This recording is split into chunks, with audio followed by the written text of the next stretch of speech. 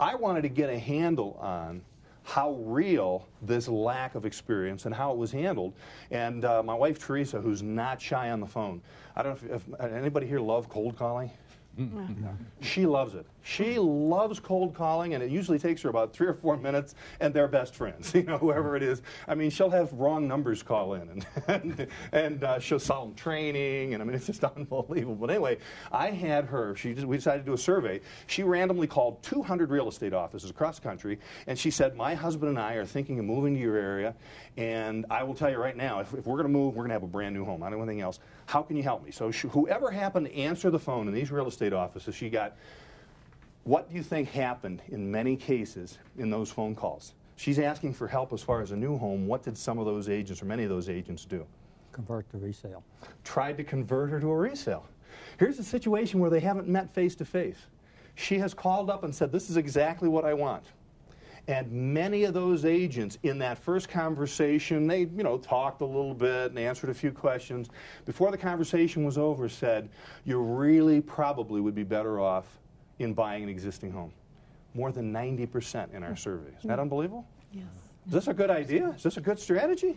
No. No. I mean, so why was this happening? Why were they trying to convert her to a resale? Oh, lack of experience. Lack of experience. Anita? Comfort zone. That's right. It's outside their comfort zone. Now, I respect that. If they don't know what they're doing, let's not pretend.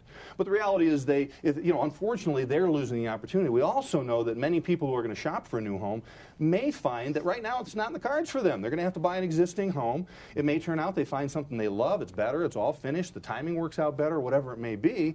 Wouldn't it be great, though, if we were able to connect with them and then help them make that that sale as well? Let's have someone we can refer them to so we can take care of our customers in our office, right, and resolve that. So keep that stuff in mind. Number 3, builders are seeking broker participation. Do you agree with that? Yes. More than ever before. So tremendous evolution in the level of cooperation. I was invited in by one of the top 5 builders in the nation just a few months ago to help them strategize on how they could work more effectively with the real estate community. And they said, we've been going back and forth. We don't know exactly how to do this most effectively. Here's one of the top 5 builders in the nation. They don't fully understand how to work successfully with us. Isn't that interesting? Mm-hmm.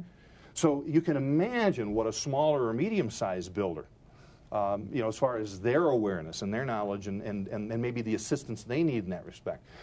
They said, this builder, as a company goal, because I said, here's one of the problems. It's your foul-weather friends. When business is good, what do they say to the real estate community? We don't need you. We don't need you. See ya. Right? Soon as business slows down, we love you. Come on in. We've got tremendous commissions. Participate. Well, that puts you on some pretty rocky ground. You don't know when you're going to get taken care of. You don't know. There's risk involved and so on and so on. I said, you have to be consistent. They've got to know they can come and do consistent business. You're absolutely right. We're going to go forward on that. And they said, as a company goal, that a minimum of 65% of their sales are going to include some level of broker participation, or they're not successful in their cooperative broker program. Isn't that interesting? Good for them. So that's okay. Another thing I think is worthwhile to consider is when the market changes. We've seen market situations where people are lined up, there's lotteries and everything else.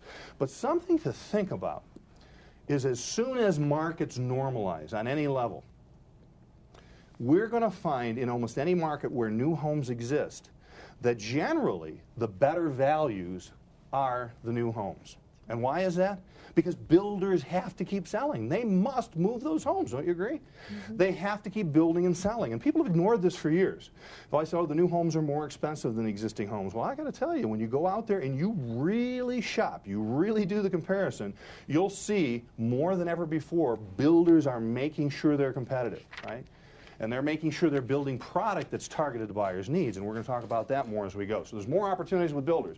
There's huge, huge income potential. When I first started this business, I was more like an evangelist, traveling from town to town, talking to different people in the business, saying, hey, don't you think you'd like to go out there and work with builders and developers? And, geez, I got thrown out of offices. And, the general attitude was, hey, that's fine. But it's a little niche, right? It's a little niche. A little niche? My gosh, I heard of a guy once who decided to specialize in his real estate business in working with fly fishermen. That's a niche, okay? That's all well and good. New homes is much bigger than that. And if you crunch the numbers, National Association of Home Builders projects over the next 10 years, based on demand and some of the realities of home production and so on, there'll be somewhere in the range of 18 million or more new homes built. If we said that the real estate industry was going to participate in 50% of new home sales on one transaction site, realizing that many of us, if we're representing a builder, we're marketing development, we're often on both sides of that transaction, correct? But if you crunch those numbers out, over the next 10 years, there's over $100 billion in commissions that could be earned or more by our industry. How many of you want some of that $100 billion? That's a big niche, isn't it? Yeah, pretty exciting. So huge income potential. Finally, number 5, I'd like you to write down, new home sales means more resales. Do you agree with that? New home sales mean more resales. How do new homes generate more resales for us? Buyer has They to get sell. sold again. Yeah. Okay, all right. Yeah, so you've hit 2 points here. Jones says the buyer has an existing home to sell.